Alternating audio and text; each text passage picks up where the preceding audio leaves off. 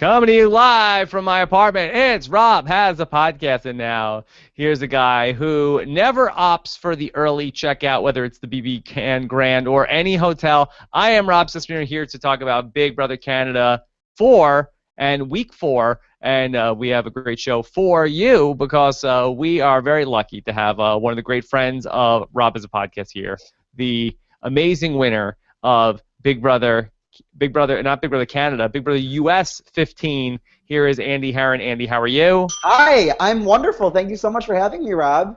Great to get you on here to talk about this. Always love to get your takes. Yeah. Whether it's Big Brother US, Big Brother Canada, or even Celebrity Apprentice. Oh, yeah. Man, I forgot about that. Yeah, did you know that you might have been talking about potentially the future president of the United States when we talked about? I didn't, but man, if I knew then what I know now.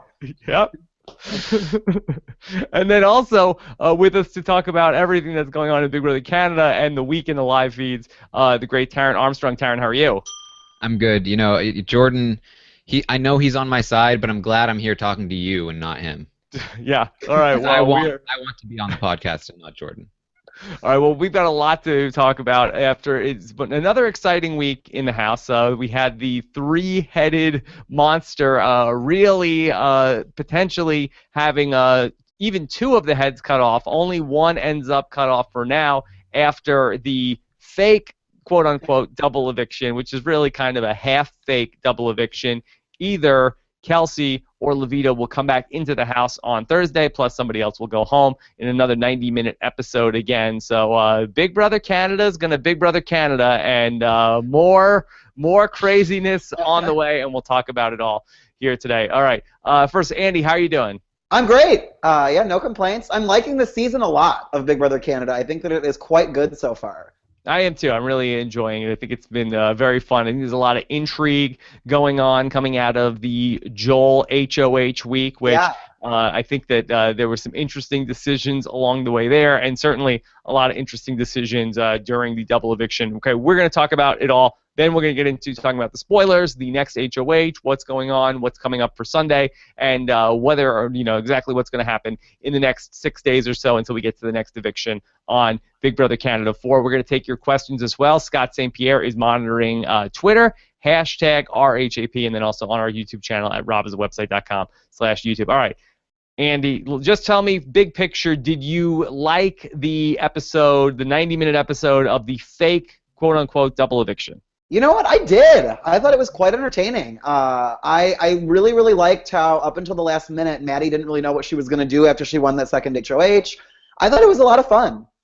Yeah, it was definitely went by very quickly. Yeah. Let's just take it through one decision at a time, and why don't we start with talking through the decision to get rid of Kelsey over Raul. I was a little surprised that it ended up going. Again, I'm not following the live feed super closely during the week, but I thought that it seemed like from the episode that there was a lot of momentum for Kelsey to stay in the house based on that it was really going to take Jared's eye off the ball.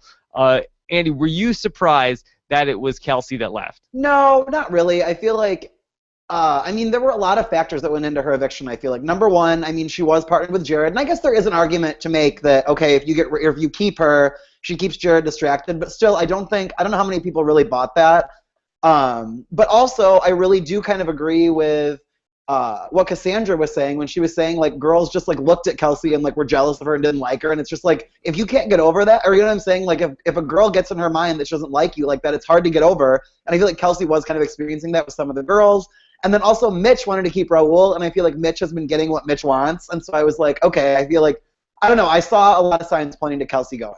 See, I don't really get Kelsey as a character. That I saw that conversation, and I really was left wondering, is Kelsey really, you saw people like Sandra say, oh, you're such an awesome person, you have such a great heart, you're beautiful, but you have such a great heart. Yeah. But then you have a lot of people who didn't end up liking her in the house. Taryn, what's the truth here on Kelsey? Can you help us sort this out? I don't think she was particularly, like, catty or anything. I think, she got into some fights with Levita because Levita put her up that first week, and she never really was able to get off of the defensive after that. You know, she got a little power hungry in the second week, but for the most part, like there are far more like catty, you know, individuals than Kelsey. I think she's a perfectly fine, you know, woman. Although I really did love her move of taking that duck. Like that was super catty, but just in the best way possible. Yeah. And the scene at the end of the episode with her and Levita, like it really did seem like Levita was trying to make small talk, and it was just almost like Kelsey just like was not even saying anything audible. Did you hear even when they were on stage, like I can't even, like Arissa was just like, oh, like you guys are gonna get a chance to like control things, and Kelsey was like, Levita's gonna love that. Like it was like she was being so catty. I loved it. So you like it? I mean, it was just funny. I feel like, because I had been kind of defending her. I was like, oh man, she seems like a really genuine, like, and then just she was so ridiculously catty when she was evicted. Yeah. I feel like she was in shock. Like, she didn't seem like she was processing a lot of things. Yeah. You know what I can't get out of my head when I'm looking at Kelsey, and I think that, I don't know if this is too much of a window into my brain, but I feel like that Kelsey, when I look at her, she's like a really, really attractive Muppet to me. Do you see that at all? I had not thought that, but I guess maybe I'll examine her face a little bit more now and see. Yeah. And I kind of think that Jared also looks like that. He looks like another like really attractive Muppet, and I kind of feel like that. I think that they look like they might be able to be brother and sister. Like that might be another real Project DNA twist that they might be able to pull out at the end of the season, where they say like, you know how you guys are able to like finish each other's sentences and have so much in common? Well, there's a reason for that. But again, that's just what I'm seeing with Kelsey. I'm not gonna get that out of my head now. I know. I think I can see it. Yeah, I don't know, but I mean it in like not like me, who would be like a hideous Muppet. Yeah. But yeah, a very, very attractive Muppet. Yeah, attractive Muppet. Yes, one of the most attractive, if not the most attractive Muppet. Yeah. But so Kelsey ends up going after, it seems like that, you know, there were some plans, at least Tim and Cassandra were talking about, in terms of saving her. Taryn, what did you feel like the show wasn't able to really articulate that was going on in the house this week that led to Kelsey going home in the first eviction? It was really Mitch. I mean, he did all the legwork. They kind of showed that, but they didn't see. It was kind of, Tim and Cassandra had sort of made a push to get Kelsey out, and it was looking like, or to keep Kelsey. And it was looking like that might have actually happened. But as soon as Mitch stepped in, he got around. He flipped the brothers. He kept Dallas and Maddie and them all on the same goal. And from that point on, pretty much everything Tim and Cassandra did couldn't make a dent in what Mitch had done. Mitch is so amazing. I'm so impressed. I don't think this is a hot take at all. I think that he's amazing. I feel like super strong that he is the winner of this season. I feel like that he is Netta-esque without a John Party to potentially steal it away from him at the end of the game. Andy, are you on board the Mitch train as well? I'm the conductor of the Mitch train, Rob. I'm so on board. I think he's fantastic. I feel like, well, I'm glad that he's actually getting credit for it, because I think the show really isn't giving him a lot of credit, but I feel like he is weirdly online, like getting the credit. Although I also feel like a lot of people have been tweeting at me when I say that I like him, and they'll be like, oh, well, he's like so sneaky, and like he's gonna get caught soon, and I'm like, well, girl, that's what literally everyone said about me, and it doesn't always happen. So, like. Mm-hmm. No, he's so good. He's so good, Mitch. But maybe this might be a hot take. If the Mitch is great is not a hot take. How about this, Taryn? What do you think of this take? Joel's not that great. Yeah, you know, Joel was doing really well up until his HOH week, and he got really attached to Levita. It's actually probably a good thing for his game that she went, because he can hopefully separate himself from that image. But yeah, he's really taken a hit ever since that HOH week. It wouldn't surprise me if he got nominated here and there. Andy, a couple things about Joel. That there was a moment, or during the week where he ended up, I think he got the letter from his family about his brother. Again, very emotional moment. He tells us in confessional, I'm not sure how much is this, just you have to say this because, you're in the diary room. But he said about how, he knows he has a family that's supporting him through thick and thin outside of the house and also inside the house. And to me, that's a very troubling line for Joel to be talking about the people in the Big Brother house, about how they're a family that is supporting him through thick and thin. Isn't that the opposite of the way that you want to be thinking in the Big Brother house? Yes and no. Because I feel like while I was in there, really did feel like I had genuine friends that cared about me and liked me. And I mean, it was nice, but at the same time, it's like, it makes it hard when you actually have to do something against those people. You know what I'm saying? Like, I mean, yet again, I was notorious for crying when I would evict people because I really liked them. I liked most of the people. And so I feel like Joel, I hope he has it in him to be as ruthless as he needs to be to win, but I worry sometimes that he doesn't. Something else that happened with Joel this week that I really did not like was when he was the HOH, after he made his nominations, you had the third wheel end up being like really upset with him. Yeah. And they go and they confront him, and they're all saying to him, Joel, we know this wasn't you. This was Levita. We don't hold you responsible at all for this. This was all Levita's plan, that she manipulated you. I know where you're going with this. And he had to go and set the record straight and say, no, guys, these are my nominations. It wasn't Levita. I did this to you. Yeah. It wasn't. Don't be mad at her. Be mad. It's me. I thought that was like he had the perfect scapegoat. Yeah, no, for sure. I was irritated with that. I was like, Joel, for sure blame Levita. But he didn't. So what? I mean, what can we do? But I still think he's gonna last a while. I don't think he's going anywhere for a while. No, he's fine for a while, but I don't think. Again, like I know I killed Steve and Johnny Mac this summer about the same thing. So watch Joel go on and win. No, I was just gonna say. I feel like people said the same thing about Steve and about like Ian Terry, and then look what happened. You know. Yeah, I do think that Steve knew how to play off when he was HOH in the double eviction. He was able to very, very expertly put the blame on Vanessa for his nominations, and I do think to some extent that Joel saying no, these were my nominations. It kind of can work for him. Like, oh, he's trying to plead his case, but it's obvious he was manipulated by Levita. But I don't think that was his intention. I think he really wanted the credit, which I don't understand. Yeah, I thought that was a troubling thing in terms of Joel. And again, I think it's probably ultimately a good thing for Mitch, because I don't think that Joel is ever going to, in the same way that John didn't take Netta to the final three, I feel like if there was a similar situation with if Mitch and Joel are the new John and Netta in this season, I think that Joel certainly would take Mitch to the final two, and would be afraid to, not let his friend. But again, that's a much more complicated relationship than this is. Who do you guys think is Mitch's biggest problem? Like, is it Tim? Well, it's normally Tim, but this fake double eviction thing is a huge problem for him. Okay. Yeah, for Mitch? Yeah.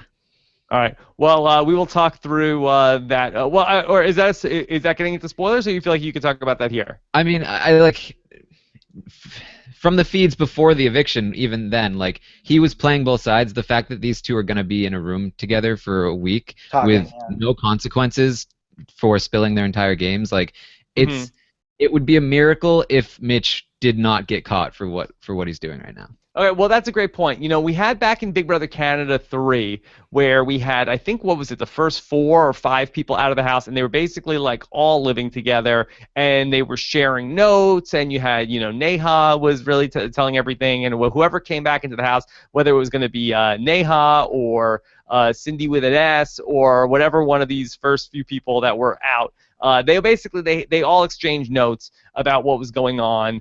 And so then you had Cindy with an S comes back into the house, and she's really like, empowered and really pumped up. And it was something that really helped Sarah in terms of Big Brother Canada 3. So now, again, we have the same sort of situation where you have two people who are just going to be able to compare notes of everything that's going on. Andy, does this really bum you out that they do this on Big Brother Canada? It kind of does. I really hate, I would really hate it if a player who is playing very well like Mitch gets found out in a way like this. I don't love the fact that these two people get to sit together and talk, and weirdly, apparently they get to watch some of the feeds too. I don't really know how that's going to work, but I mean, yet again though, it's like with Big Brother Canada, you should kind of expect it, and so expect the expected. Yeah.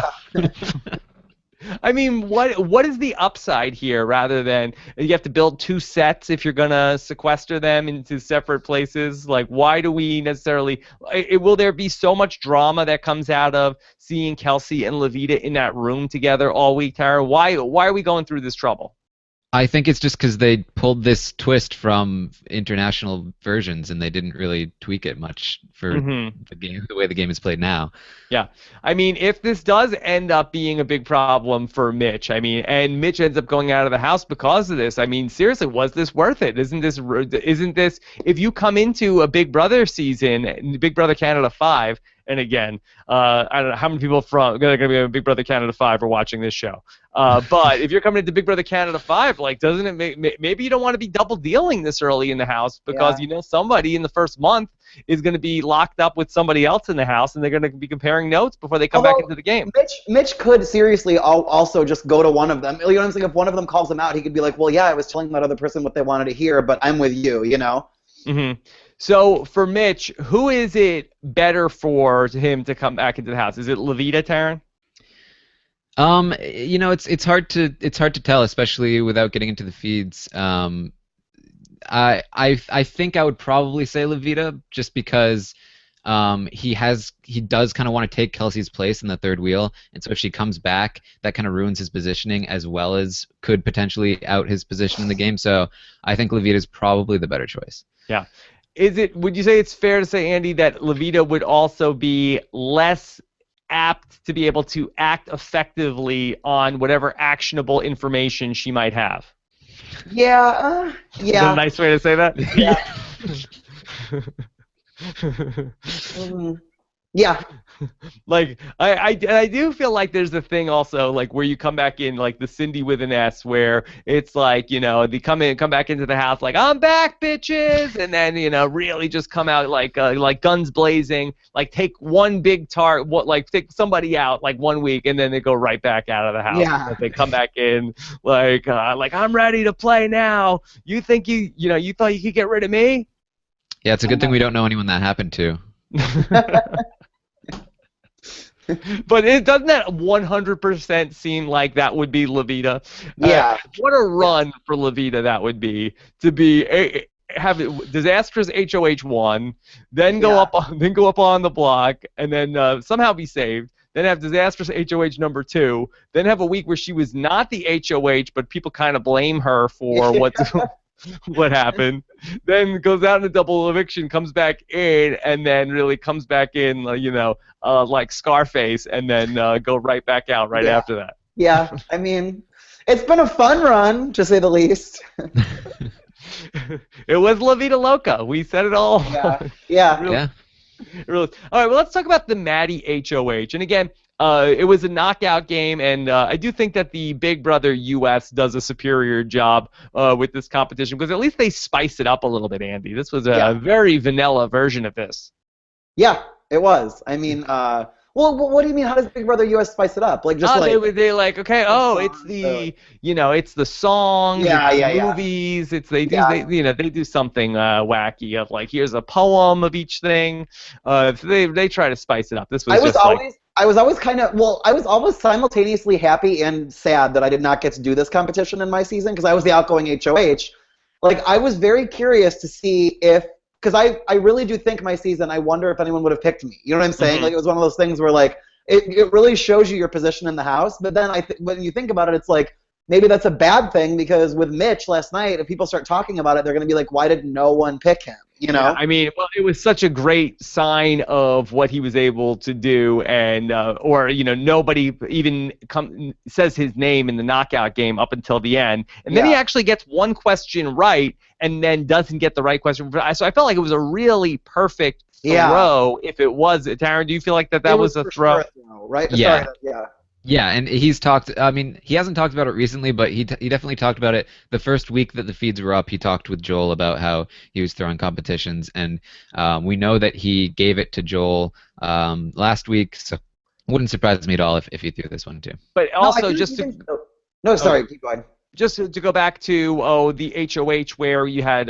Joel and Mitch who were the co-HOH, even the perfect rock, paper, scissors that was coordinated ahead of time. That was, again, speaking to really the brilliance of Mitch in terms of what he's been able to do so far. So really, he's just so impressive to me. Yeah, I agree. I love him. So then Maddie ends up being the HOH here. And so she wants to backdoor Levita. She doesn't end up putting Levita up on the block. Andy, first off, okay, if that's the move she wants to make, and we can talk about the wisdom of the move itself, but if she wants Levita to be the target, do you agree with backdooring her in the double eviction power of veto ceremony? Yeah, I kind of do. It doesn't give her. I mean, even though she kind of picked up on it, it still doesn't really give her. I mean, even the double is happening fast anyway, but I feel like that cuts off even any chance whatsoever of her like weaseling her way out of something, you know? Yeah. So that's better because ultimately, you know, there's still a chance that she could end up on the block, and just because the randomness is going to be the randomness. You say it doesn't matter ultimately, just because she could get it, she could still get in. So you feel like that's the smarter way to go. I really do want her gone. I mean, you put up two people that you know, or like, you put up two people who you know, like, I'm having a hard time articulating this. Like, obviously they're not going to be happy that you put them on the block, but two people that you can like talk to about it afterwards and explain to them like what you were trying to do. And then I really do like the fact that it minimizes any chance. It gives Levita a smaller chance of getting off the block, because like if she's nominated, she is definitely going to play in that veto, and if she's not nominated, there's only a 1 in 6 chance that she'll get to play. So. Mm-hmm. But wasn't there a possibility that like Dallas could have won the veto, even though he's already won 2 vetoes if he gets into that game? I mean, is it just dangerous no matter what you do? So I still feel like one of her targets still would have, like, you know, it wasn't as big of a target as Levita, but someone still would have gone home. You know what I'm saying? It wasn't like she was going to lose an ally or something. Yeah. Taryn, what was your take on the way that Maddie approached this? Yeah, I mean, it's hard to grade somebody like Maddie because I don't think she's thinking in a really like rationally strategic way. Yeah. Taking out Levita they had made an alliance together that week. And Levita had talked about like, actually, I don't know if I want Maddie in our alliance, but still, they did have like the linking alliance members like Ramsey and Dallas, who there's no way that Levita would have gone after Maddie anytime soon. Yeah. So what was the lie? Maddie said she lied to her twice. There were 2 lies that she told. Yeah, I mean, Levita did that a lot to be like. I honestly don't know exactly what she's referring to. I'm guessing it would be when she was HOH and she nominated Cassandra and Christine instead of Jared and Kelsey or whatever. And I don't know what else. I mean, they never really got along that well. So Maddie doesn't really get along with anybody very well. So, yeah. Yeah. Well, speaking of that, why did she need to break up with Nick all of a sudden? I mean, she has a boyfriend, so that probably was one of the reasons. It's been very like she talks about him constantly, like, yeah, I'm not really into him, I'm just playing him. Nick or her boyfriend? Nick. Okay. And she didn't want to be too associated with him, and she was just like, yeah, I just need some space. But then that night, like, they were cuddling again, and like, she's all over the place. It's hard for me to analyze her. Yeah. Andy, wasn't that so awkward when she had to go to Phil to say, like, hey, could you just tell your brother that I need space from him and I don't want to tell him, so can you just tell him when I'm not around? Yeah, the whole situation was awkward. The fact that she even brought it up was weird, and then the fact that he pulled his brother over, just the whole thing made me want to rip all my skin off. I did not like it. And then it seemed like that she was like being flirty with Phil in front of Nick. Yeah.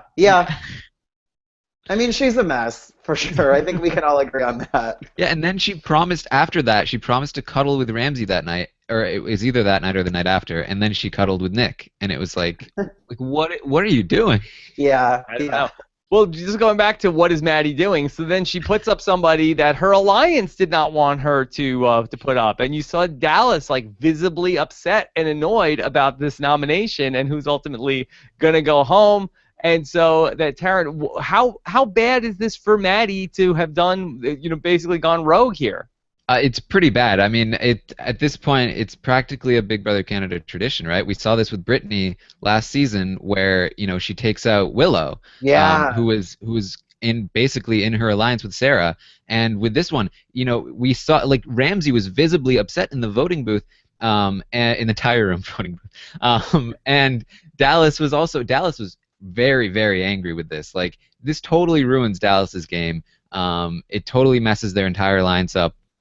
And like, how are they supposed to trust Maddie? You know, like, what use is she if she's gonna nominate the people in their own alliance? Yeah, yeah. And there are still tons of people in the house that really hate Maddie that she left in the game. Yeah.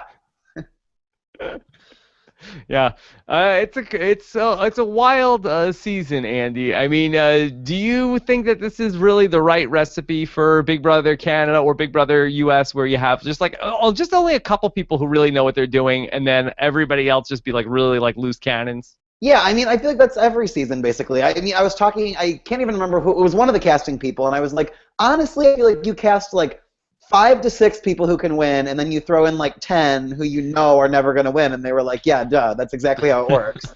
Right, but I do feel like that in a normal season of Big Brother, I think that you'd have like, a bunch, only a couple people who could win, but then a lot of people who are like, I don't want to make a move here because I'm sort of like, but it's almost like that this is a season where you have only a couple people that can win, but then a lot of people who are like chomping at the bit to make a move, to do something, and then, but it's all bad ideas. Yeah. I think the best formula is, have the people on the extremes, like the really good players, and then the really terrible players that are going to totally screw up the good players' plans. Yeah. Mm-hmm. Yeah, and we're going to end up seeing potentially where you could have even Levita ending up coming back. I also think that this was good. I think that we have a lot of people who were probably like the more quiet people in the house, the people who weren't necessarily making a lot of noise. Those were the first 3 boots of this season. So I think that we've done well in terms of keeping the real casting gold so far on the show. Who do we think actually has potential to win? I mean, obviously Mitch. I think Joel does. He has that possibility, but I'm not feeling great about him. Okay, but outside of those 2, who else, Andy? I don't know. I'm like thinking about it, and Tim. I think Tim does. I think Tim has winner upside. Yeah. Well, this has been the season where we haven't talked about this yet. 5 women in a row have been evicted. Who is the most likely woman to be able to win this thing? That's left. Who's still left? Cassandra, Maddie, and Nikki. Okay. And I want to know this. I wrote this in my notes. Will Nikki be the last woman standing in this house, Andy? I think she easily could be. I think Maddie is for sure the most in danger. And I think Cassandra is just a little bit too volatile. I feel like she says the wrong things sometimes, even though I really like Cassandra. She's very fun on the TV show. Yeah, she rubs people the wrong way, and so that's not good. So Nikki, I mean, I feel like people just view Nikki as so outrageous that they don't view her as a threat, Mm-hmm. Yeah, I think Nikki is the kind of like the Peely of this season, where it took very particular circumstances for Peely to go out, and even then it was pretty late in the game. There's no reason for anybody to take Nikki out at this point. Yeah, I think she, pencil her in for the final 4 for sure. Yeah. She's definitely there. And then, if you, I mean, really, if you were gonna bet on one of these other women that are left in the house to go far, I don't know who it would be. Yeah, same. Yeah, I mean, Nikki's going to go far, and then I could see Cassandra maybe going far if the cards break right for her. Cassandra and Tim are pretty close, right? I feel like he could keep her around for a while, yeah. Could we talk about the jealous Jared storyline? That was something that I didn't really see coming up this week. Taryn, what was your take on the jealous Jared storyline, where he's the Sagittarius and he gets very jealous about Kelsey? Jealous Jared, yeah, he has been jealous on the feeds. It was very concentrated, that edit, though. Like, they really made it out to be like, yeah, Jared's jealous, and so now he wants Kelsey to go home. Which I don't think was really the case, but I guess was pretty compelling to watch. I think he was okay with her leaving because he knew it was good for his game, not because he was jealous. But yeah, he has been jealous since the beginning of the game, the amount she flirts with Phil in particular. Yeah, but it's so interesting that it was Phil that he was jealous of, but then also if she wasn't around, then him and Phil were going to be best friends. It seemed like that was sort of like the logic. Yeah, they've had that sort of the Penner and the baseball player, I can't remember his name right now. Jeff Kent?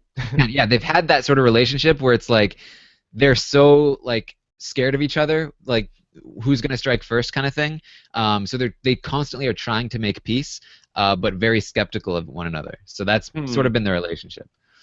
Andy, what's your take on the jealous Jared storyline? And if Kelsey comes back into the house, how much could this screw with jealous Jared? I mean, I didn't really buy it that much. I was like, there's no way he's going to evict her. Although I just find Jared kind of boring, so I feel like I didn't really care. I feel like I was kind of glossing over at that part of the show.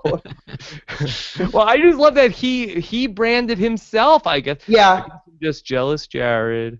But it seems like this is like something he knew of. It seemed like a very self-aware thing. It was like, yeah. He's also someone who annoys me because he's one of those people that always is like, I'm not going to sacrifice my morals and like my dignity for this. And I'm like, well, why are you on the show then? Like, you know what you're getting into, you know? Those are the types of people that I never want to root for. The ones that are like, I won't lie, or you know what I'm saying? Or like, I'm like, my relationships with the people in this house mean more to me than the money. I'm like, really? Yeah. Well, Andy, could you identify at all with Raul in the third wheel with your relationship with Amanda and McCrae? Yeah, but I think that my relationship with Amanda and McCrae was more strategic. I mean, obviously it worked because I liked him. I genuinely liked Amanda and McCrae. But I think that like I really did know in my head that they were like my shield. And the thing is, I feel like Raul doesn't really have that mindset. I think he's just like, he's like, I like Kelsey. I'm going to hang out with her. I guess I'll be in an alliance with her. Mm-hmm. And I mean, as a result, like, you're seeing Raul on the block, whereas, like, I never was going to be on the block, you know? Mm-hmm. Yeah. Just like Emmett. Yeah. Except the first night. I think Mitch saw Raul's position and was like, I want to be that, so he could be the Andy of that situation. Yeah, great. I mean, Amanda and McCrae were the greatest meat shield ever for 2/3 of my game, you know? It was perfect. Yeah.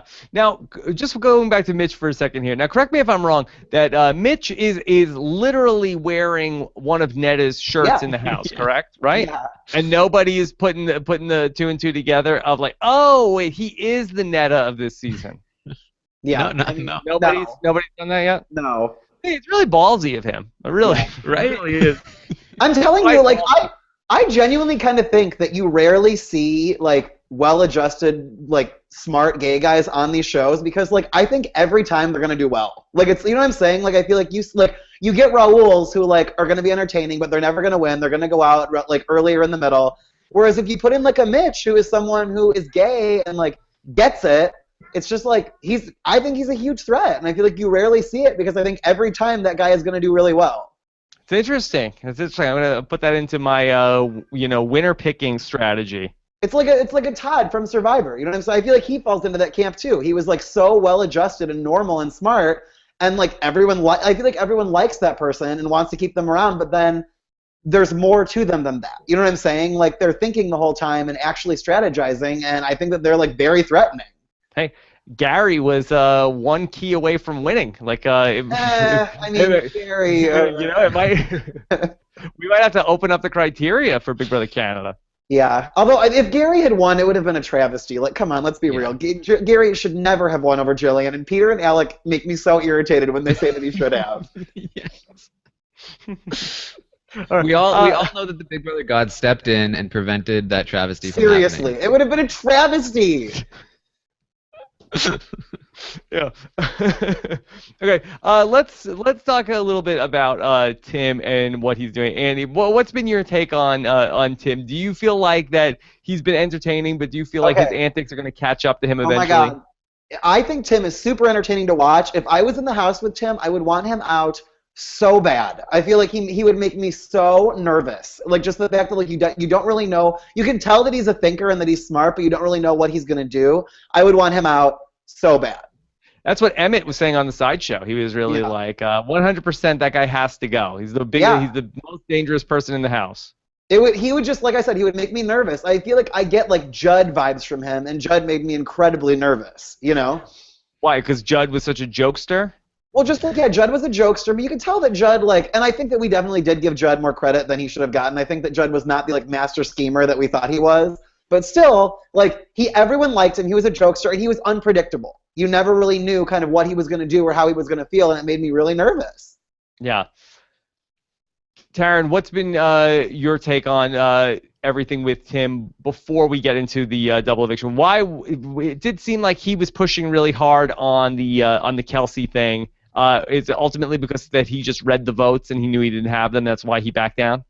Yeah, pretty much. And you know, he doesn't really care which way he votes. I've compared him before. I think really the closest analog to Tim is Dr. Will. They play that I don't care about this game strategy. You know, Tim was talking about putting himself up on the block as a pawn. You know, who else did that? Dr. Will, and Jordan Parhar, but still. You win some, you lose some, right?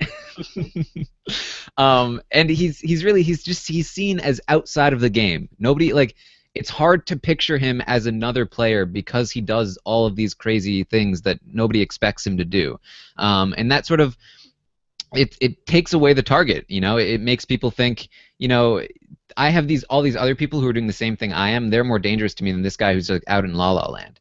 And the one person who kind of sees through it is Mitch, and the one of the people who sees Mitch the most is Tim, and they've kind of been fighting this Cold War for the past couple of weeks, where they keep taking like very subtle swipes at each other through other people, trying to degrade the trust that they have, and it's been really interesting to watch, and I hope that it continues forward. Okay.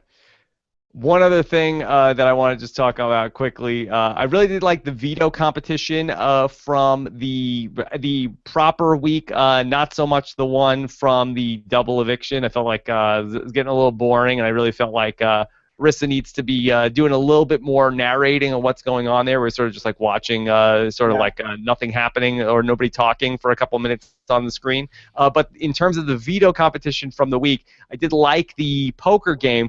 But what the hell is Jared thinking to not use the wild card here? He's like, oh, can't play HOH next week. All right, can't use the wild card punishment here. I mean, Andy, what is that? I was dumbfounded by that. Like, I could not believe it. It's not like you could, for a month. It was 1 week. It would have been so perfect. I mean, then he literally ensures that his entire alliance is safe, you know? Yeah. And he wouldn't have won anyway, but Taryn, did that bum you out? Oh no, he would have won. He would have won. Oh, he would have won. Yeah. Oh yeah, because he had a full house, right? And then he had 4 sevens and wrote. He would have had 4 sevens. 4 6. Yeah. Jealous Jared, come on, what are you doing? Yeah. I think part of it was, you know, he recognized that Kelsey leaving would probably benefit his game, and so that combined with I also will get to play HOH next week. I'm not gonna, you know, go out of my way to save her when her leaving could actually benefit me. Yeah. And Andy, what kind of crap alleged punishment is 24 hours as the human cactus? That was, who cares? It was not, I mean, whatever. 24 hours? Yeah, that's nothing. And I thought it was a good look too, right? Like. Yeah, it was fun. Andy, what's your take on Dallas? I don't like Dallas. Nobody likes Dallas. Dallas is annoying. I don't know. I mean, I don't care. Like, I don't really know what else to say. Karen, did he shout out his girlfriend that broke up with him? Yeah, that happened. Of course he did. Yeah. Why does he call Arissa the Rocket? Because he's annoying. I don't know. Like. Okay, let's get into some questions, then we'll talk the live feeds. Okay, a couple of questions that aren't live feed dependent. Bliss44, who backdoors their alliance member, whether they like them or not? Brittany. Yeah, look, it's a thing that happens on Big Brother Cat. No, but I mean, I don't totally fault her for that. I feel like Levito and her did have weird energy between the two of them. I don't think it was that terrible of a move.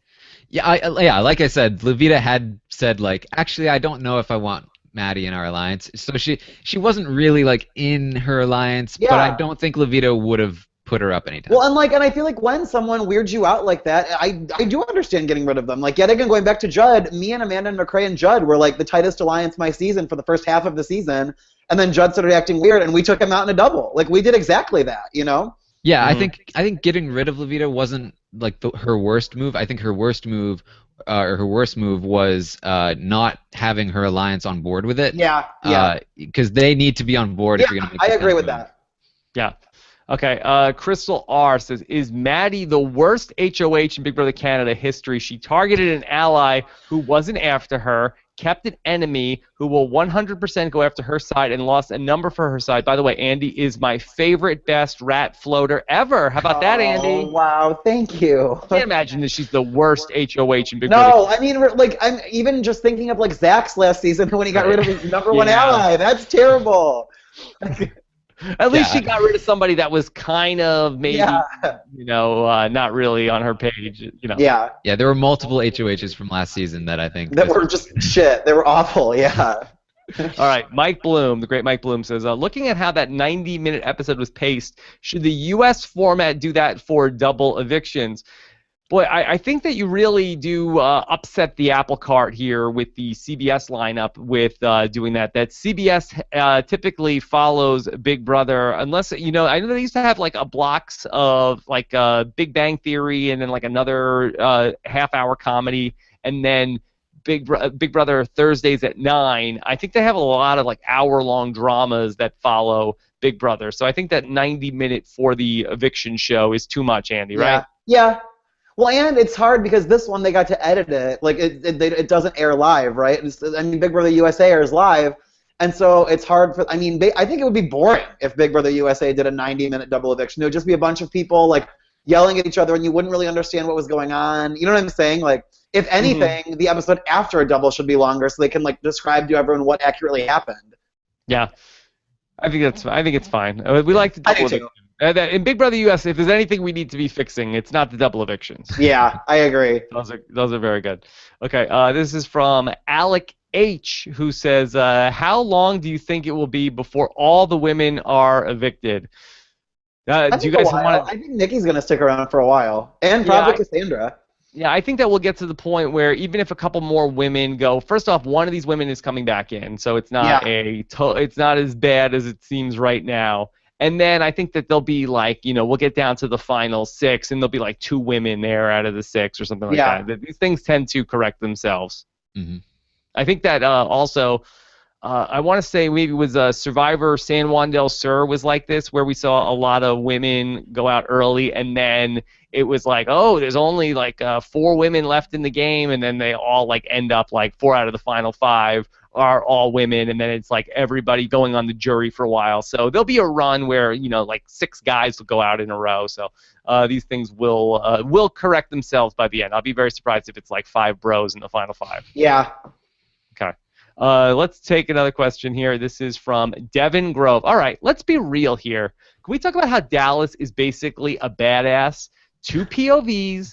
Constantly the voice of reason on his side, completely loyal, and the only reason he hasn't made a big move is because the people in power refuse to. All right, Andy, what do you say to that? Constantly the voice of reason? What? Like, am I missing something? He's basically a badass. He was somewhat the voice of reason during the double eviction. Like, I'll give him that. Yeah. Mm-hmm. But he, other like, than I that, feel like I don't know if you watch the feeds at all. I feel like he has the tendency to like be pouty and like he can like be like bitchy and dramatic and like I don't think that he is constantly the voice of reason.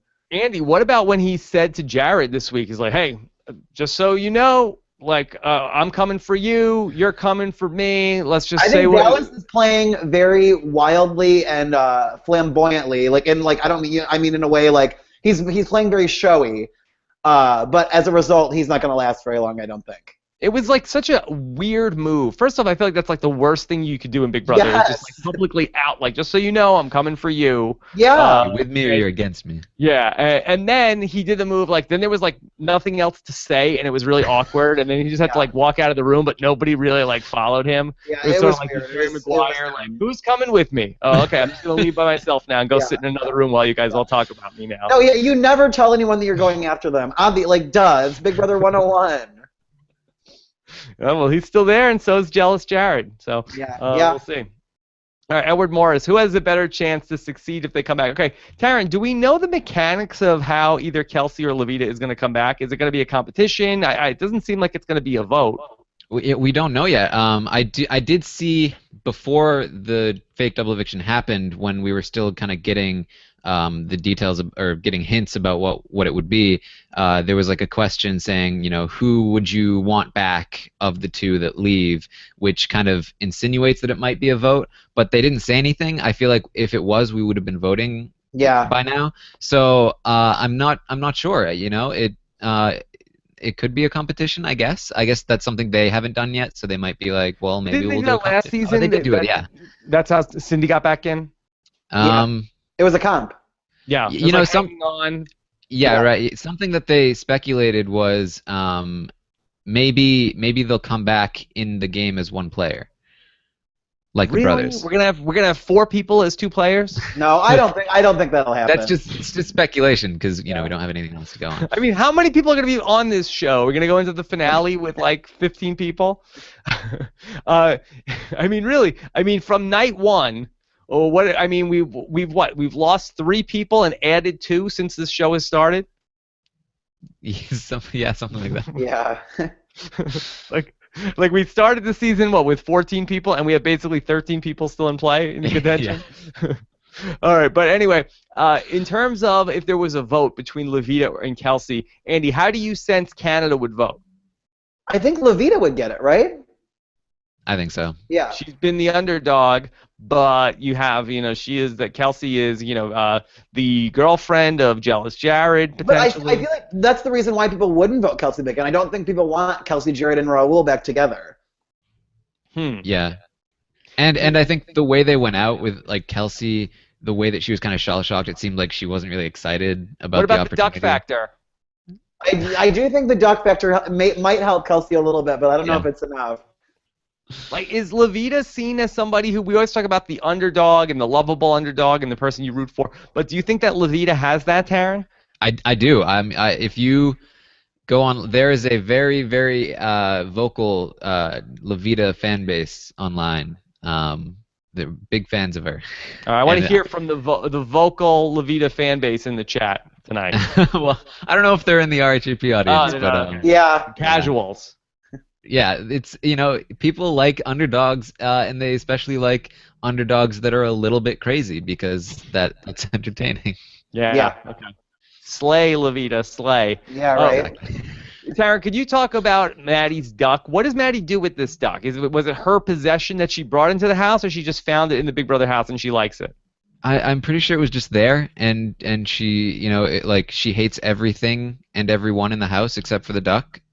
So Kelsey took the one thing she loved, I guess. Which is so awesome. Okay, let's do another question and we'll get to live feeds. Sasha PC, what if Joel was worried that he'd become a bigger target by people thinking Levita was controlling him? Because then it might have been seen as a tight alliance where Levita makes all of Joel's decisions. Andy, did that change anything for you? Wait, I'm sorry, did what change anything for me? That the fact that if Joel was seen as somebody who was doing Levita's bidding, would that have made him a bigger target? Oh, I don't know. I mean, I still think that he's just so well liked and it's so early that he's not a target. Like, I think even if people would have seen him doing that, I don't think they would have cared as much. Right. I mean, my instinct says that, if somebody is saying to me, Rob, I'm not mad at you. It's that other person, right? The other person's like, yes, that's totally what's going on. I feel like that I can't see that being the smart game move to deny that it wasn't like, okay, it's like, well, it was her. She suggested it. I mean, I had the final say, but, put some blame on Levita. Yeah. Why not? Okay. All right, so let's get into talking about the spoilers. Of course, that we're going to have the Big Brother Happy Hour back on Sunday night to talk about what's coming up, and maybe we'll get some more details then. Be sure to check that out on robhasawebsite.com or on Reality TV RHAP Ups by subscribing to Reality TV RHAP Ups. All right, let's talk spoilers. Here we go. Spoiler alert time. The Office of Civil Defense has issued the following message. This is a spoiler. Warning. A spoiler. Warning means that an actual spoiler against this country has been detected and that protective action should be taken. Spoilers. All right, so let's talk about what's going on. Okay, we left the double eviction last night. We needed a new HOH. So, Taryn, who is the new reigning HOH in the BB Can Grand? Tim is the new HOH. Okay. All right. Should be a fun week. It should be. All right. So what does a Tim HOH week look like so far? Well, unlike we've ever seen. That's what it looks like. How so? So basically, and Tim has kind of been talking about this, up until this point, but we never knew if he was actually going to go through with it. But he's basically trying to turn it into Big Brother Australia. And he held a house meeting. He dressed up in a suit so everyone would know it was serious. And he said, hey, guys, we're going to do nominations like they do it in Big Brother Australia. I'm going to give you nomination points. You're going to come up to me one by one, and you're going to spend your nomination points, 5 each, on 2 players, and the 2 people with the most nomination points will be nominated. Mm-hmm. And so they went up one by one. They spent their points, and if you've refused, the 5 points went on you, and you also had to give a reason for why you were nominating the 2 people. Otherwise, the nomination points would go on you. And do you just play this all out in front of Tim, or is there an audience also there with him? Just Tim. He brought them up into the HOH room, one by one, in alphabetical order. That they have to go through this circus for him? Yes, a few of them did resent it. Dallas, in particular, was very unhappy with the situation. He tried to say, let's all just agree to not go through with this. And like you said with the Jerry Maguire situation, it was kind of like crickets. Yeah, nobody's going. Okay. Yeah. Andy, don't you think that this is a little too cute? I don't know. I kind of like it. I don't hate it. I'm intrigued to see it play out on the actual show on Sunday. Yeah. So you don't think this is going to be like shades of like Derek with the Skittles, and then people are going to be like really annoyed about? I feel like this is a lot more strategic than those damn Skittles. Like that. Don't even get me started on that. But no, I like this. I'm not hating this at all. Yeah. Okay. Well, all right. So what did the gummy bears end up telling Tim? Well, they were koala gummy bears. Let's koala be gummy bears. Specific. And so basically, Dallas, he went around and told everyone to nominate him, and he went up there and refused to nominate himself, so he got 5 points on himself there. He overwhelmingly had the most nomination points toward him. And the rest of the house kind of coordinated. They all kind of decided, it's basically going to be Dallas and Ramsey or Maddie. Like, those 3 got the most points. Ultimately, it ends up with Dallas and Ramsey getting the most points. So Tim is saying that's locked in. Those are going to be the nominations. But we never know with Tim. He could throw a fast one and just nominate 2 other people. Andy, do you have any feeling whatsoever on Ramsey? Hasn't he been the most invisible character in this entire season? Yeah, he's cute, and he seems nice enough. He seems like very loyal and trusting, but no, I don't really have much of a feel for him other than that. Taryn, does he do anything on the live feeds that you might be able to tell us about, though? Because we're not seeing anything on the TV show. Yeah, basically, I think he has the potential to do really well in this game. He went in here not knowing enough about the game to do well. He really blew up his spot in the first week. He made too many Final 2 deals. A lot of people didn't trust him after that. He's been slowly building back credibility. He's kind of made connections with the middle. They kind of want to pull him in. So he should be safe as long as he's up against Dallas or somebody that that the middle wants to go. This is probably the most in danger he'll be in a while. I think if he survives this week, he can blend in. I think he's somebody to watch out for toward the end of the game. You mentioned the middle. The mighty middle was such a big deal on this show a week ago, 2 weeks ago. Is the mighty middle still a thing, Taryn? It's holding on. It's holding on with a tiny little hair. Because Mitch is kind of transitioning into that third wheel spot. Joel is kind of transitioning toward Dallas's side, and Cassandra, Tim, and the brothers are kind of the only people left in the true middle. And I think I was just seeing while we were talking that they're kind of saying, look, if we want to solidify something in the middle, it has to be now, because if it's not now, it's probably going to be never. So yeah, just barely holding on. Andy, just in terms of Big Brother theory, though, you have to like this idea of the mighty middle, right? Yeah. I mean, it's interesting because I feel like if the middle bands together, it's something that you don't see happen that often. I mean, I feel like the middle a lot of the time are people that just kind of get picked off in the middle, like no pun intended, in the middle of the game. And I think it would be actually kind of neat if they all banded together. Yeah. I mean, how many people ideally would you want to have in some sort of mighty middle situation? Because that, as Taryn is talking about, you have people breaking off and going and starting their own sort of third group and fourth groups in the house. So how many people would you need to have sticking together to actually be that sort of mighty middle? 4 or 5. 4 or 5. So you need and would you say, is that what the exterminators ultimately turned out to be? Oh yeah. I mean, kind of. I feel like it for sure was. Well, it was like I knew that I didn't want to go with Amanda and McCrae anymore, and so I feel like I was like, oh, these people are like desperate and don't have anyone. It's like, why shouldn't we all just work together? We have the same common goal in mind now. Mm-hmm. So to that end, Taryn, so would taking somebody out from the Dallas Ramsey side of the house, would that ensure that the middle is stronger? It would, but I think the difference between the Exterminators and this middle is that the Exterminators was kind of like Andy rounding up his sheep to some extent, and this middle is kind of like all the wolves together in one alliance, and so they really can't trust each other. Yeah. So I mean, at some point, do you think that the middle will then collapse in on itself when eventually you think that Mitch and Tim will go after each other, Taryn? Yeah, I think that's going to happen. I mean, we don't know what's going to happen with the. Well, okay, so we can talk about the fake double soon, but I think that Mitch is going to get his spot blown up pretty soon. Tim, after this, is probably going to be a little bit more of a target. People are starting to get a little annoyed with this.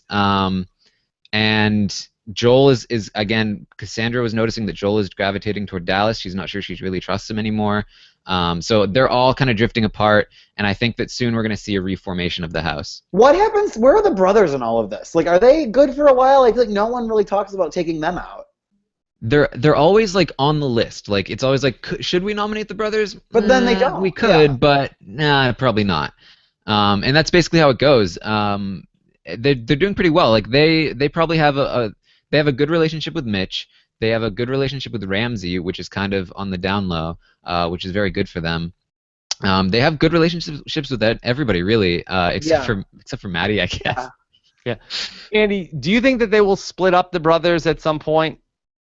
Yes. Yeah. So isn't that a huge threat? Isn't this basically the same thing as the Liz and Julia twist, where it's like once they realize that Liz is a twin, how do you let the other twin come into the game? Well, it's interesting because, I mean, I feel like anyone who's not working with them should want to get rid of them, but the people that are working with them, like, there's a good reason to keep them. If they split them, then you've got two people on your side instead of just one. But it's just a matter of keeping them. You have to get rid of them at the precise moment before they're able to get too much power and ride it all the way to the end, Tara, should we be commending the brothers for the job they've done to be able to sort of ride out this storm from that first night of being exposed into a point where they're rarely in danger?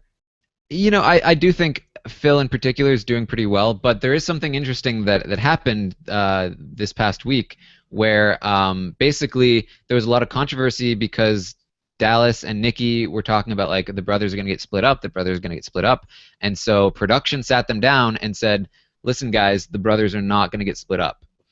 Okay. Explicitly told the house that this is not going to happen. So now they're all pretty confident that it's not going to happen. Okay. Well, see. Anything else before we get back into the questions, Taryn?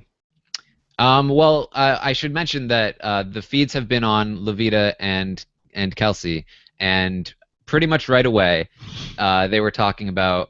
So Mitch totally played both of us. Like, wow, he is a mastermind. Look at him on the feeds. He's everywhere. No! Yeah.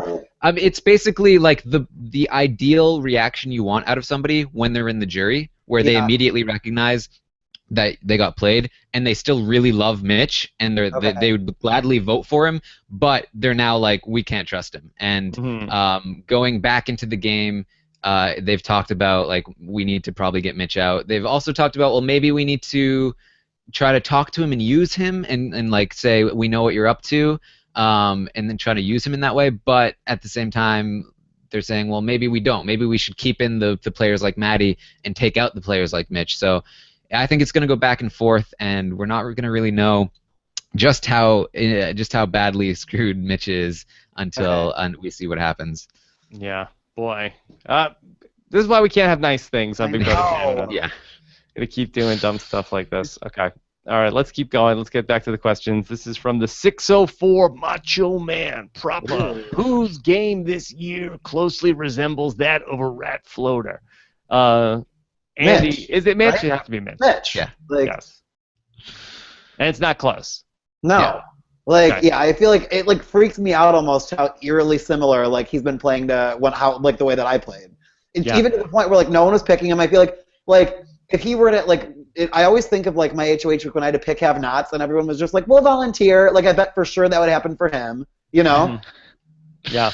He's good. He's been very good. Okay, this is from Shannon, who says, which brother do you think is playing the best game, Nick or Phil? Taryn, you think it's Phil, right? Yeah, well, I mean, Nick.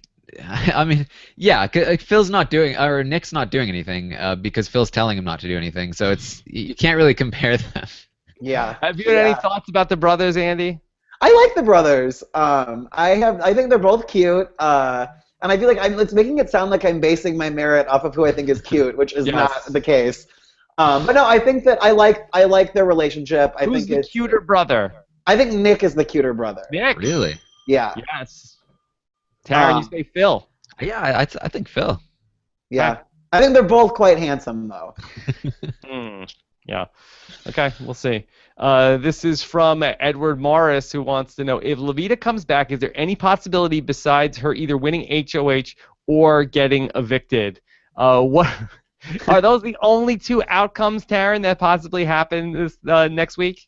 No, because she still has some allies. Like if Joel or Dallas or Ramsey, granted Dallas or Ramsey, one of them probably isn't going to be there. But if one of those, say, if one of them win HOH, then I think she'll be safe. Yeah. And there might be some, enemy shooting back and forth. She may be able to skate under the radar, but it depends on how she goes back in. Like you said, if she goes in like Cindy, and like just strikes at Mitch and gets Mitch out, then she'll probably, go the next week. Yeah, I think Kelsey could do better if she gets back into the house. I feel like Levita is going to come back in, especially if she's armed with like information from Kelsey. I just think that she's not going to be able to handle it. I think she's going to come back playing like super aggressively, Andy. Yeah, I do agree that Kelsey, I think, has a better long game potential for sure. Think so. Okay, let's get Aunt Mora on here. In Australia, the HOH is giving more points to the other house guests, so we don't know if he'll add his 25 points in order to change it to obvious. Boy, we're really getting into the weeds here of the Big Brother Australia rules, Taryn. Has Tim told people that the HOH gets 25 points? No, I don't know if he plans on using those points. He has hinted that whoever wins the veto may get to name the replacement nominee. So he's basically turning the veto into a diamond power veto. Yeah, Andy, if you were in Tim's position, couldn't you just make up any sort of rule you want? It's sort of like sure. Yeah. Well, this is like a primary example of why I would want Tim out. Like I feel like this would just his HOH week would make me just so nervous while I was in there, and I would not like it. He did admit to Cassandra that the whole like explain your reasoning for nomination thing was basically to see who could think on their feet strategically, quick enough. So this is definitely pre-planned to get this whole thing set up. Yeah, I saw a Star Trek episode like this one time where Kirk and Spock went to a planet, and then they were telling a bunch of gangsters that they were playing a card game. Like, oh yeah, and then 8's worth this, and this is this. They're just making it up as they went along. I think that's what Tim is doing here. Yeah. Okay. This is from Raisa, who says, is Tim doing the nominations this way going to hurt him in the long run? Why didn't somebody go after Mitch or someone who he thinks is a threat? Taryn, has Mitch's name come up possibly as a target for Tim this week? Yeah, actually, Tim told Cassandra before he did this nomination point thing, if it were up to me, I'd nominate Mitch and Joel because they're the two people that nobody's really looking at right now.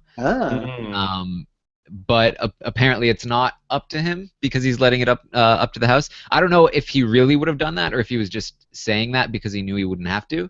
But like we said, Tim and Mitch are kind of the two people who recognize what the other is doing, and at one point, unless Mitch gets taken down by this twist, it's going to come to some sort of battle. Okay, a couple more questions here. This is one from Matthew who says, do any of you guys know the specifics regarding Tim and Nikki in terms of the contracts they had to sign before entering the house? Are they being paid? If so, how much? Do we know, Andy? What's your knowledge of the Tim and Nikki contract situation? Zero, Rob. I have no idea. We do know that Nikki had some specific stuff in her contract about the food that she's getting, stuff like that, and that's why she complains so much if she doesn't get it. I don't know much about Tim or how much they get paid though. Yeah. Okay. I mean, I would think that they. I mean, do they have a lot of other stuff going on? What? If you're like an international Big Brother player, like, what are you doing if you're not playing don't you the other think seasons of Big Brother? Like, you guys might have already talked about this at some point during the season, but don't you feel like the producers wanted those two? Like, they put them up against two people who they were clearly going to beat. Like, well, see, we came into this and we were like, okay, well, Jace is going to get into the house, but it was Jordan on our preview show said like, no, Jordan's the Jace is a patsy. That this is what they want. They got what they wanted. Yeah. So you are agreeing to that Jace totally was never getting into this house. Jace was never going to get in. No, Jace played 25 years ago and was out pre-jury both times. Like, no way. Now that we know how the house broke down, though, Taryn, in this alternate history where Jace got in the house, where do you think that Jace fits into this house right now? I think he was backdoored last week. Yeah, yes, exactly. Jace would not double eviction. Yeah. We made a final two with Levita. Crystal R says, who would Andy rather have as an All-Stars Alliance member, Evil Dick or Reagan? I'm sure this keeps Andy up at late at night. Who would he make an alliance with? Evil Dick, I think, is like almost just comically terrible, and so I would probably go with Evil Dick because I actually hate Reagan. And so I would say Dick for sure. I would want to be in the house with over Reagan. Right. And Evil Dick would be there. Yeah. Yeah. Also, Mike Bloom says, where's our Becky update? Do you have a Becky update for Big Brother Canada? I guess all I can really say is I met Becky like a month and a half ago in New York, and she was a delight. I loved her. Okay. You loved it. You went to the big All-Star Survivor Big Brother reunion show? I did, yeah. How was that? It was a lot of fun. I feel like I got to meet a lot of my favorite Survivor contestants that I've liked for a very long time, which was exciting. I got to meet a lot of the new Big Brother alums, which was fun, and I liked everybody. Although I think maybe my fave was Kelly Wentworth. Kelly Wentworth. I'm a big Kelly Wentworth fan. Yeah. Sneaky yourself. I really liked her. Yeah. Okay. And then, I think that is the last question we have. Okay, so let's just real quick in our preview for the week, Taryn, do you have a bold prediction you want to go on the record for going into week 5? I think it's the vast majority of all possibilities are leading toward a Dallas eviction.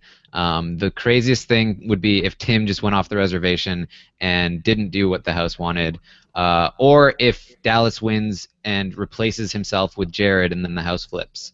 But really, I think Dallas. I think Dallas is going. Okay. So you're on the same page? You think Dallas is going here, Andy? I do, and I would be happy with that. And who's coming back? Levita. Dallas out, Levita in. We will see 1 week from today. Very excited. Next Friday on the show, no April Fools. Johnny Mac is scheduled to be here with us. That's going to be a good one. He's a gem. Some great shows. Andy, as always, you knocked it out of the park today. Oh, thanks. It's always such a pleasure to be here. I love it. Yeah, well, anytime you want to talk about any show you want to talk about, Andy, we're here for you. Okay. All right. And of course, Taryn, are you going to be on any of the happy hour shows this week? Yeah, I think I'm going on Sunday. Sunday night, Taryn Armstrong will be there. Big Brother Happy Hour. They do those Sunday nights. 7 o'clock Eastern? That's an odd time for Big Brother. So nice. Nice. You like to be done early? You're in the I'm early to bed. Early to bed. So you're not our overnight, late night live feed guy. Well, I am sometimes, when stuff's actually happening. When stuff's happening, but if not, you're saying, okay, Alex will stay up till the middle of the night and watch all that stuff. Yeah, right. Because I get up before they get up, and then I catch myself up. I watch all the clips and I read all the summaries, and then I'm caught up before they even wake up. Yeah. Who's they? The house guests or Alex and Brent? Oh, all of them. Okay, you're up. I got to meet Alex when I was in New York, and he was lovely as well. Yes, we got a good crew. All right, so that's going to do it for us here. Next week, we should be back on track with exit interviews, and I guess potentially we're going to have 2, maybe. I guess whoever gets voted out, and then whoever gets not back into the house between Kelsey and Levita, I'm assuming. But again, you never want to assume with Big Brother or reality TV exit interviews. So that's all coming up next Friday, and of course, Happy Hour on Sunday night. And Wednesday night, and we're off to the races here with this Big Brother Canada season. Very, very fun stuff. We had some good Survivor podcasts as well this week. Kim Spradlin, I'm sure, Andy, you're a fan of hers.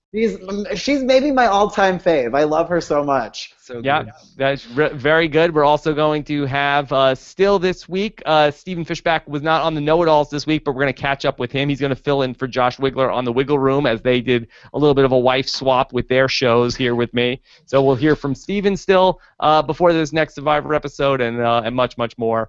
Andy is also enjoying this Survivor season heading into the merge. It's been great. I'm very excited for them to merge, yeah. We've got nothing to complain about. We've got good Big Brother Canada. We've got good Survivor. Even though Amazing Race is on hiatus, it's a decent Amazing Race season, so a lot going on. I think Amazing Race has been kind of boring this season. You're not into the social media season? I have not been loving this season of The Amazing Race, no.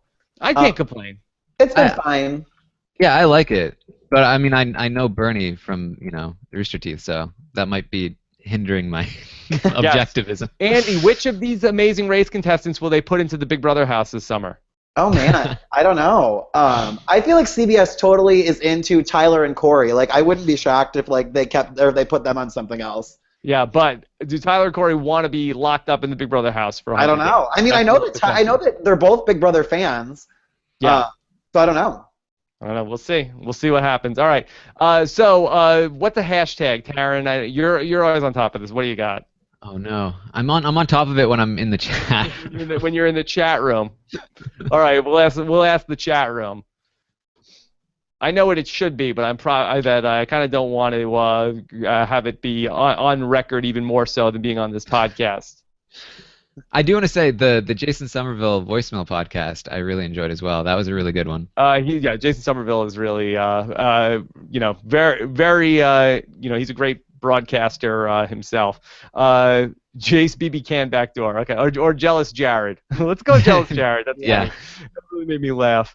I just felt like didn't want to call more attention to attractive Muppet. I felt like let's stick with Jealous Jared. Okay, all right. So that's gonna do it for us. Thanks so much to Scott St. Pierre pulling all of the questions. We'll be back next week with more BB Can here on Robin's podcast. Take care, everybody. Bye.